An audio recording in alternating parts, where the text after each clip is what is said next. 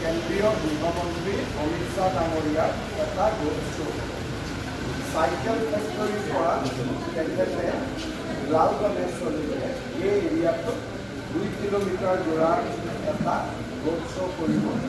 তাৰ প্ৰস্তুতিৰ ওপৰত আজি আমি আলোচনা কৰিলোঁ।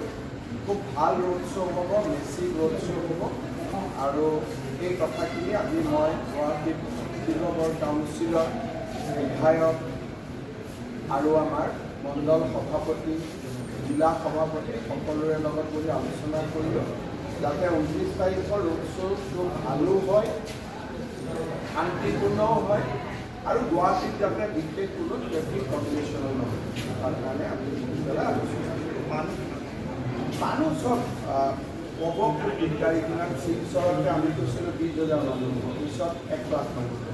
গতিকে মানুহৰ মই আজিয়ে মোৰ মিটিংবিলাক মোৰ ভাষণ দি চেজ হৈ যায়, মানুহ উঠিয়ে নাযায়।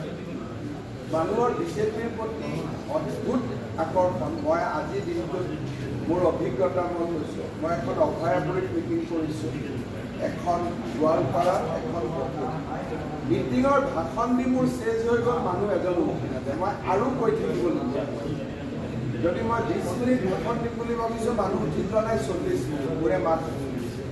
গতিকে মানুহক এতিয়া এষ্টিমেট মই যদি 20 কওঁ 40, 50 ক'লে সেইকাৰণে মানুহৰ অদ্ভুত আশীৰ্বাদ নৰেন্দ্ৰ মোদীৰ লগত। আৰু এক প্ৰকাৰ বহু এই শব্দবিলাক এতিয়া ৰিলেভেঞ্চ নোহোৱা হৈ গ'ল। নৰেন্দ্ৰ মোদীৰ চুনামি এক প্ৰকাৰ এতিয়া মই দ্বিতীয় পৰ্যায়ৰ ইলেকশ্যনৰ এতিয়ালৈকে ভাল কৰি খবৰ লোৱা নাই। ৰাতিপুৱা আলাপ আলোচনা কৰি আমি এনেই নাজানাকৈ কৰিব দিগদাৰ। 3টা চিটৰটো আমি জিকিমেই, ডিফু, শিলচৰ আৰু দৰং ওদালগুৰি আমি জিকিমেই। সেইটো আমাৰ 11টাৰ ভিতৰত আছে। নগাঁও আৰু কৰিমগঞ্জৰ ভোটিং পাৰ্চেণ্টেজখিনি অহা নাই, কিন্তু আমাৰ কাৰ্যকৰ্তাসকলৰ মতে আমি 2টা চিটতে জিকিছোঁ। কিন্তু মই অলপ ভোটিং পাৰ্চেণ্টেজটো এনালাইজ কৰি মই ৰাতিপুৱা ক'ম, কাৰণ মই খবৰো ল'ব পৰা নাই। মই নিজে কেম্পেইনৰ পৰা আহি আকৌ গৃহমন্ত্ৰী ডাঙৰীয়াৰ উৎসৱখনৰ কাৰণে লাগি পৰিলোঁ। 2টাৰ খবৰ লওক আৰু EVM-ত বন্ধ হৈ যোৱাৰ পিছত আৰু যি হ'ল হ'লে আৰু গুৱাহাটীত 5 লাখ, এতিয়া যদি 10 লাখ ভোট হয় 5 লাখ হৈ যাব ব্যৱধান।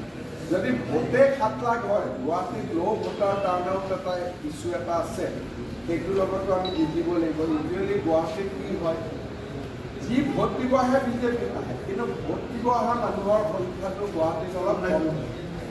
যদি গুৱাহাটীত টোটেল 20 লাখ নে 22 লাখ, যদি 20 লাখ মানুহে ভোট দিব আহে মাৰ্জিন 5 লাখ, কিন্তু যদি 10 লাখ মানুহে ভোট দিব আহে তেতিয়া মাৰ্জিনটো আৰু লাখ হ'ব। গতিকে আমাৰ চেষ্টা হ'ব লাগিব মেক্সিমাম ভোটিং যাতে আমি গুৱাহাটীত কৰিব পাৰোঁ। আৰু গুৱাহাটীত যিমান ভোট হ'ব সকলোৱে বিজেপি দিব, কিন্তু যদি ভোট দিব আহিব লাগিব। সেইকাৰণে আমাৰ এই যে ৰোড শ্ব' কৰিছোঁ, মিটিং কৰিছোঁ, তাৰ উদ্দেশ্যই হ'ল যে এটা জাগৰণ সৃষ্টি কৰা, যাতে মানুহ ভোট দিব ওলায়। ধুবুৰীত অহা কালিৰ পৰা মোৰ কোকৰাঝাৰ ধুবুৰীত কেম্পেইন আছে। নগাঁও আৰু কৰিমগঞ্জত মাইনৰিটি ভোটৰ যিটো টাৰ্ণ বিজেপিলৈকে হৈছে, ছেইম টাৰ্ণিং যদি ধুবুৰীত হয়, ধুবুৰীতো আমি খুব ভাল ৰিজাল্ট কৰোঁ। গতিকে এতিয়া ধুবুৰীত মই মিটিং কৰা নাই, আজি মই গোৱালপাৰাত গৈছোঁ। গোৱালপাৰা ৱেষ্টটো হ'ল গুৱাহাটী, ইষ্টটো হ'ল ধুবুৰী। ৱেষ্টৰ মিটিঙত ইমান সংখ্যালঘু মানুহ আহিছে ভাবিব নোৱাৰে। গতিকে জাগৰণ এটাটো সকলো জেগাতে আছে। এতিয়া ধুবুৰীত কিমান আছে, ধুবুৰীত চৰ চাপৰি আছে, কিমান ভিতৰত গৈছে মই গ'লে গম পাম। কিন্তু আমাৰতো টাৰ্গেট 14টা নহয়, আমাৰ টাৰ্গেটটো 11.5, এইটোৱে আমাৰ টাৰ্গেট। গতিকে আমি 14টা চিটত আমি একদম পেণ্ডিং হৈ থাকিব নালাগে যে আমি 14টাই পাব লাগিব। বহুত ক্ষেত্ৰত এইবাৰ নোপোৱা আছিল, অহাবাৰ পোৱা যায়। সেইকাৰণে ধুনীয়াকৈ আমি আগবাঢ়ি গৈ হ'ব।